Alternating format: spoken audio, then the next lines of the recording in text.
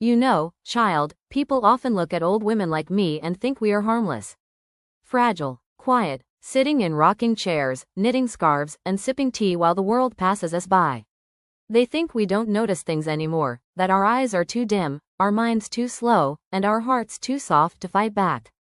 But they forget one thing. A lifetime of living teaches you patience. And patience, when it turns sour, becomes something else. Something sharper, something colder, something like revenge. My story begins in the quiet little town where I've lived for more than 40 years.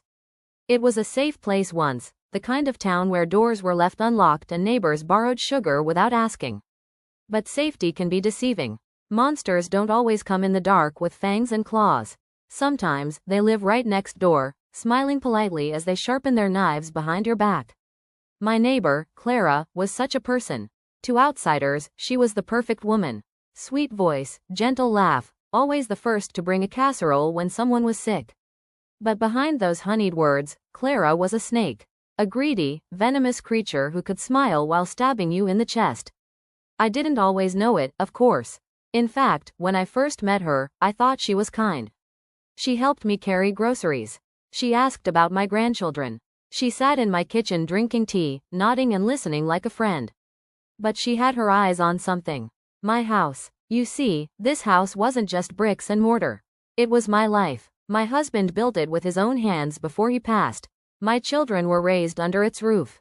Every scratch on the floor, every creak of the stairs carried a memory. But Clara, she saw it as an opportunity. She was clever about it at first, dropping little comments like, "This house must be a lot to handle at your age," or, "Wouldn't it be easier for you to move somewhere smaller, dear?" I laughed it off, but the comments grew sharper. She wanted what was mine. Then came the night when I realized just how far she was willing to go. It was late, past midnight. I was upstairs reading, when I heard a sound, a soft creak, like a footstep on my porch. I turned off my lamp and peeked through the curtain. And there she was, Clara, in the dark, crouched by my front door, fiddling with the lock. My heart nearly stopped, but I stayed quiet. She wasn't breaking in for money. No, Clara wanted documents. Proof. Something she could use against me. She knew I kept important papers in my desk, my will, the deed to the house. She wanted to twist them, to make it look like I was too old, too forgetful, too frail to manage my affairs. A few forged signatures, a whispered word at the courthouse, and she could steal my home from right under my nose. I didn't confront her that night. No, I watched her leave when she failed to get the lock open. And as I stood there in the shadows, my mind began to turn. The fear in my chest hardened into something else. I wasn't going to the police. Clara was too careful, too sweet in public. No one would believe me over her. But I knew her secret now. And that gave me power. So I waited. I acted as though nothing had happened.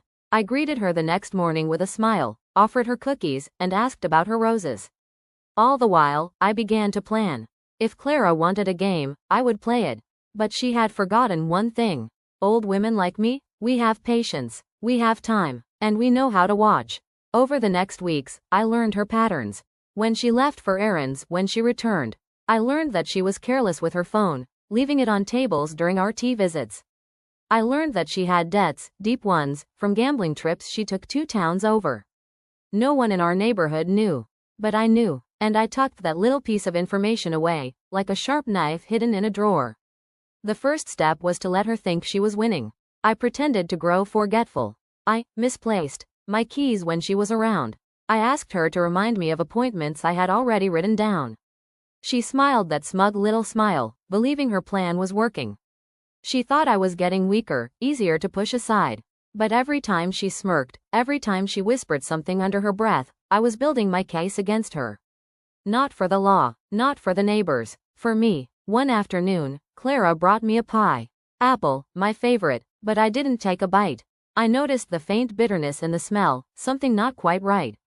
I set it aside and thanked her warmly. That night, I left it out for the raccoons by the trash. In the morning, I found their bodies stiff and still. Clara hadn't just wanted my house. She wanted me gone. That was when my patience ended. She had crossed the line. And once you cross a line with me, there's no going back. Clara thought she had fooled me. She thought I was blind, deaf, and too old to see through her schemes. But I watched. Oh, I watched closer than anyone ever had. I began to study her the way a hunter studies prey. I noticed when she left her house, how long she stayed out, and when she returned. I learned she had a habit of leaving her phone unattended during our little tea sessions, screen unlocked, buzzing with messages. And I learned something else. Clara had secrets. It started with a single slip. One afternoon, while she was in my kitchen, her phone lit up on the table. A message flashed across the screen. "You still owe me. No more delays." The name wasn't saved, just a number. Clara snatched the phone up quickly, but not before I saw the panic flash across her face. That was when I knew. She had debts. Over the weeks, I pieced together the truth. Clara liked to gamble. Not in our town, of course, she was too careful for that. No, she drove 2 towns over, to a dingy back room where cards, cash, and whiskey flowed like water. I followed her once, keeping my distance, watching from the shadows as she walked in wearing a scarf and sunglasses, trying to hide. She lost more than she won, and the men she played with weren't the forgiving type. It was almost poetic. Here she was, trying to poison me and steal my home, while her own house of cards was ready to collapse. I tucked that knowledge away. At the same time, I started to play my part. I let her think I was slipping. I forgot her name once, called her Clara when her name was already on my tongue. I asked her to remind me of things I already knew. I left my front door ajar once or twice, just enough to tempt her. Each little act fed her hunger. She thought I was growing weaker, and she grew bolder by the day. Then came the pie. Apple, warm and fragrant, my favorite. She brought it over with that wide, false smile. "Made it just for you," she said, her voice dripping honey. I thanked her sweetly, set it on the counter, and didn't touch a bite. That night, I placed it outside by the trash. In the morning, I found 2 raccoons lying stiff in the grass, their mouths foaming. Clara hadn't just wanted my house.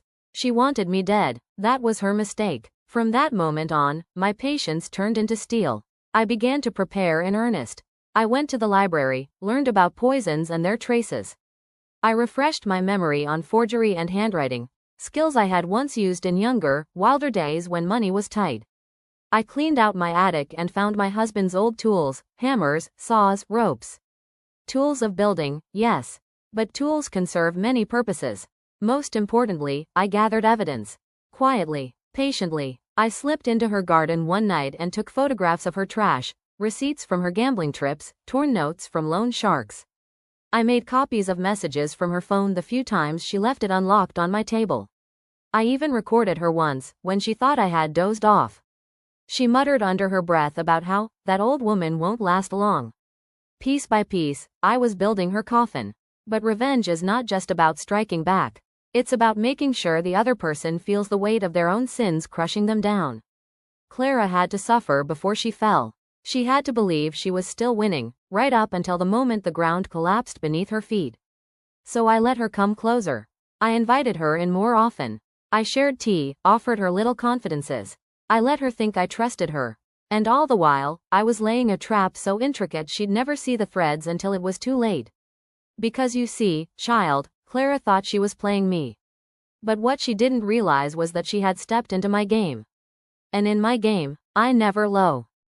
You know, people like Clara, they never stop on their own. They keep pushing, keep taking, until someone finally makes them stop. And I decided that someone was going to be me. I didn't scream, I didn't shout, I didn't confront her like the others in town had tried to. That never works with women like Clara. Oh no. The louder you yell, the louder they smirk. What I needed was patience. And patience, child, is something I've mastered. So I began watching her. Quietly, calmly. Every move she made in that garden, I saw. Every trip she took into town. Every visitor who came knocking at her door, I kept track. You'd be surprised how many secrets a woman spills when she thinks no one's listening. Clara had a weakness, you see. She was greedy, not just for attention, but for control. She wanted people's respect, but she didn't want to earn it. She wanted shortcuts. And I was more than willing to give her one. I started small, a little friendly advice over the fence. A smile here, a compliment there. She thought she was winning me over, thought I was softening. And oh, how she preened when she believed that. But what I was really doing was feeding her confidence, giving her just enough rope to hang herself with. She began to let her guard down. She'd talk to me like I was her ally, her secret keeper. I listened, I nodded, I gave nothing away. And soon she was bragging about what she'd taken, about the lies she told, about how easily people believed her. Her words were poison, and I stored every drop of it like medicine for later. Now, I don't know what you'd call it, fate, luck, or just sharp eyes, but one evening, I found the perfect crack in her armor. Clara had been working hard to impress a man from out of town. A businessman with money, charm, and the kind of arrogance she adored. She wanted him to see her as refined, respectable. She wanted to hide the trail of nastiness she left behind. So I made sure he saw it all. I let slip a story or two in the right ears, with just enough truth laced into the lies. Not lies about her stealing or her temper, no, those were too obvious. I went deeper. I painted her as unstable, unpredictable. I told the kind of story that makes a man second-guess every smile she gives him. Clara didn't know, of course. She thought I was still her confidant. She'd stand there at the fence, sipping her wine, laughing about how easily she fooled people. And I'd laugh with her, just enough so she never suspected. But inside, I was already tightening the noose. The first time she noticed things slipping, it was small. That man didn't call when he said he would. She brushed it off, made excuses. Then another neighbor stopped coming by as often. Then another. Like dominoes, her little empire of control began to wobble. And me? I just kept smiling, listening, nodding. Revenge, child, revenge isn't about fury. It's about timing. And by God, mine was perfect. It didn't take long before Clara started to feel it. You could see it in her face, the confusion, the little cracks in her perfect mask. She'd strut through town like she always did, but her smile was tighter, her eyes darting more than usual. She knew something was wrong. She just couldn't put her finger on it. And that, my dear, is the sweetest part of revenge. Watching them squirm in the dark, searching for a candle that isn't there. One evening, Clara came knocking at my door. Bold as ever, but her lipstick was smudged, her hair a little less polished. She plopped herself down in my kitchen and demanded, to know if I'd heard people talking. They're whispering, she hissed, her green eyes flashing. I can feel it. They're avoiding me. You'd tell me if you knew something, wouldn't you? I sipped my tea, calm as a pond at midnight, and said, of course, Clara. People talk all the time. You mustn't take it so seriously. Oh, the way her jaw clenched. She wanted to scream, but she needed me to reassure her. That's the trouble with snakes like her. They coil and hiss, but they always need warmth to survive. From that night on, she grew restless. She called the businessman over and over, but he wouldn't answer. She visited neighbors uninvited, forcing laughter, forcing kindness, but the doors closed faster than they opened. And every day, she came back to me, desperate for scraps of comfort. And I gave them. Little scraps, little crumbs. Enough to keep her coming back, enough to keep her spinning. But then came the night when everything cracked wide open. There was a gathering in town, a dinner, respectable folks, the kind of event Clara thrived on. She dressed herself in silk, painted her lips, and marched in as if she still ruled the room. But I'd already set the stage. Whispers had spread, seeds had grown, and eyes turned cold when she entered. She laughed too loudly, drank too much, tried too hard.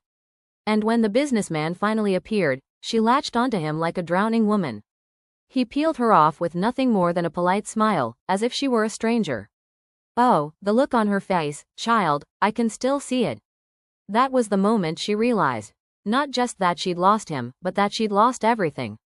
And me? I sat across the room, silent, calm, sipping my tea. She caught my eye once, just once, and I gave her the smallest smile. Not cruel, not mocking, just enough for her to understand. She knew then. She knew who had pulled the strings, who had waited patiently in the shadows, who had given her just enough rope to hang herself. She never came to my door again. Now, some folks might say I went too far. That I should have let her be, turned the other cheek. But tell me, why should I? She played her games with everyone else. It was about time someone played one with her. And I don't lose games. So when you ask me if I regret it, the answer is simple. No, not one bit. Because sometimes, my dear, the only way to take back what's yours, is to let the fire burn until there's nothing left but ashes. And Clara? Well, she made a fine pile of ashes. You sit there, listening to me ramble on, and I wonder what you're thinking. Maybe you think I'm cruel. Maybe you think I went too far. Or maybe, just maybe, you understand. Life, child, has a way of teaching us hard lessons. When you're young, you think fairness is guaranteed, that good people are rewarded and bad ones punished. But then you live a little longer, and you see the truth. Bad people thrive, liars smile, thieves prosper, and if you don't stand up, they'll take every last thing from you. That's what Clara did. She took, and she never once looked back to see what she'd destroyed. She thought herself untouchable. She thought the world owed her. But no one is untouchable. No one is owed anything. I didn't need fists. I didn't need knives. I didn't need to scream or curse. All I needed was patience, a steady hand, and the knowledge that sometimes silence is sharper than any blade. Now Clara wanders alone. She still lives in that same house, though the curtains stay closed more often than not. People don't invite her in anymore. They don't trust her smiles.